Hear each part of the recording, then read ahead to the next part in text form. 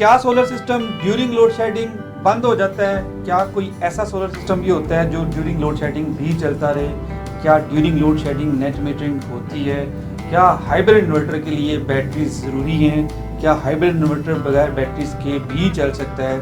क्या hybrid inverter पे भी नेट मीटरिंग होती है? ऐसी बहुत सारी इन्फॉर्मेशन के लिए मेरे साथ जुड़े रहें। स्टे ट्यून्ड, स्टे विद मी।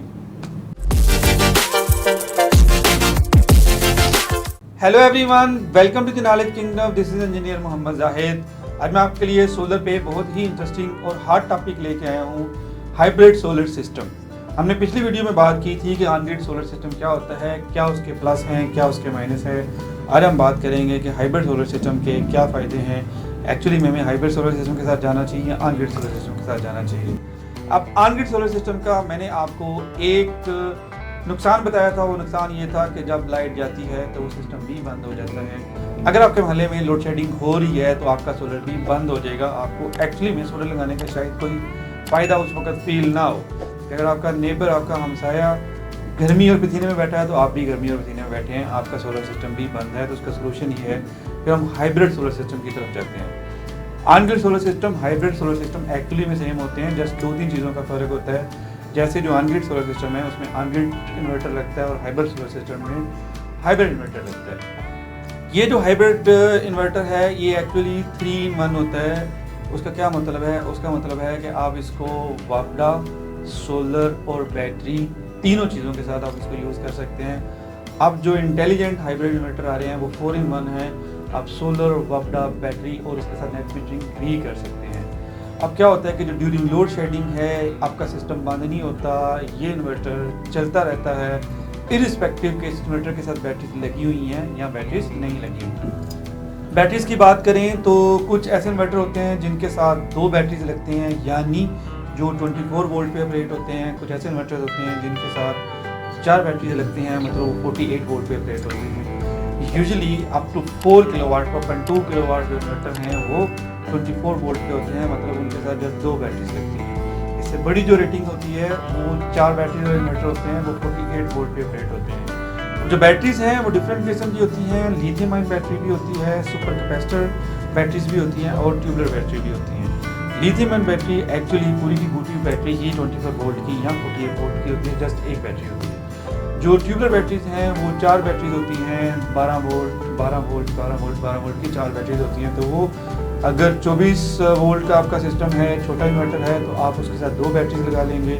अगर आपको 48 वोल्ट का सिस्टम है तो आप उसके साथ 4 बैटरीज लगा लेंगे 48 वोल्ट उसको बनाने के लिए। ये जो हाइब्रिड इन्वर्टर होता है ये विद सोलर भी चलता है और विदाउट सोलर भी चलता है। इंटरेस्टिंग सी बात है कि कैसे चलता है। जब सोलर इसको मिलता रहता है तो सोलर से इसकी बैटरी चार्ज होती है, जब सोलर नहीं होता तो वापडा से ही बैटरी चार्ज होती रहती है। सो ये सोलर के साथ भी चलता है और विदाउट सोलर भी चलता है। इस इन्वर्टर के साथ आपकी नेट मीटरिंग भी हो जाती है। सो जो एनर्जी आप यूज़ करते हैं घर में या शॉप में, किसी भी कमर्शियल प्लेस पे, वो यूज़ हो जाती है। कुछ एनर्जी बैटरीज को चार्ज करती है, जो बच जाती है वो थ्रू नेट मीटरिंग आपको वापडा के पास चली जाती है, जिसको आप रात 11 से लेकर अगले दिन 7 बजे तक यानी ड्यूरिंग ऑफ पीक आवर्स आप यूज़ कर सकते हैं। अब ये सवाल पैदा होता है कि इस इन्वर्टर को एक्चुअली भी कहाँ पे यूज़ करना चाहिए, इस जो हाइब्रिड सिस्टम को कहाँ पे यूज़ करना चाहिए। मेनली अगर ऐसे एरियाज़ हैं जहाँ पे लोड शेडिंग बहुत ज़्यादा होती है तो वहाँ पे ऑन-ग्रिड सिस्टम जो है वो सक्सेसफुल नहीं रहेगा, वहाँ पे आपको हाइब्रिड सिस्टम के साथ जाना होगा। इसका जो नुकसान है वो नुकसान ये है कि ये एक्सपेंसिव होता है। कितना एक्सपेंसिव होता है? फॉर एग्जांपल अगर आपका 10 किलोवाट का सिस्टम है तो जो एक 10 किलोवाट का इन्वर्टर है ऑन-ग्रिड और एक 10 किलोवाट का जो इन्वर्टर है हाइब्रिड, उसमें कोई 2-1 लाख का डिफरेंस होता है, प्लस इतने ही पैसे आपको बैटरीज के लिए खर्च करने होते हैं। अब ये जो इन्वर्टर होता है ये IP21 भी होता है, IP65 भी होता है, IP66 भी होता है। जो IP66 होता है वो डस्ट प्रूफ होता है, IP65 वाटर प्रूफ होता है, IP21 इनमें दोनों में से कोई भी नहीं होता। IP65 और IP66 की जो वारंटी है वो 5 साल की रिप्लेसमेंट वारंटी होती है, जबकि IP21 की वारंटी जस्ट 1 से 2 साल होती है। IP66 और IP65 थोड़ा सा एक्सपेंसिव होता है एज़ कम्पेयर टू IP21। जो ऑनलाइन मॉनिटरिंग है पहले ये जस्ट ऑन-ग्रिड इन्वर्टर्स के साथ होती थी, अब ये जो ऑनलाइन मॉनिटरिंग है ये हाइब्रिड इन्वर्टर के साथ भी होती है। सो जहां आप ऑन-ग्रिड सिस्टम को रिमोटली किसी भी कंट्री में बैठ के मॉनिटर कर सकते थे थ्रू ऐप, हाइब्रिड सिस्टम को भी आप मॉनिटर कर सकते हैं। इसकी जो कॉन्फ़िगरेशन है, इसकी जो सेटिंग है वो थोड़ी सी डिफ़िकल्ट होती है एज़ कम्पेयर टू अनग्रिड सिस्टम। इसमें जो मेन चीज़ें होती हैं, 2 चीज़ें मैं आपको बताऊँगा, काफ़ी सारी चीज़ें होती हैं। एक बैटरी की सेटिंग होती है, आपने ये सेट करना होता है कि कितने % ये जो लाइट है अपनी चार्जिंग के लिए सोलर से ले और कितने % ये वापडा से ले, ये 2 सेटिंग होती हैं। इसके अलावा आपने ये सेटिंग करनी होती है कि कितने हाई वोल्ट पे चलता रहे और कितने लो वोल्ट पे चलता रहे। फॉर एग्जांपल अगर आपका 220 वोल्ट है तो आप इसकी सेटिंग कर सकते हैं कि ये जो अपर लिमिट है वो 240 245 वोल्ट है, जो लोअर लिमिट है वो 180 190 है, तो ये आपने सेट करनी होती है।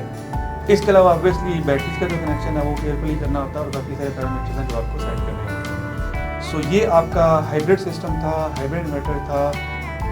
इसके बेनिफिट आपको मैंने बता दिए। ऑब्वियसली इसी सिस्टम के साथ जाना चाहिए, बाकी ये लिटिल बिट एक्सपेंसिव सिस्टम है। हम solar, electrical, air conditioning related किसी भी इंटरेस्टिंग टॉपिक के साथ आपके साथ दोबारा इंशाल्लाह गुफ्तगू करेंगे। तब तक के लिए इजाज़त दें। Thank you very much.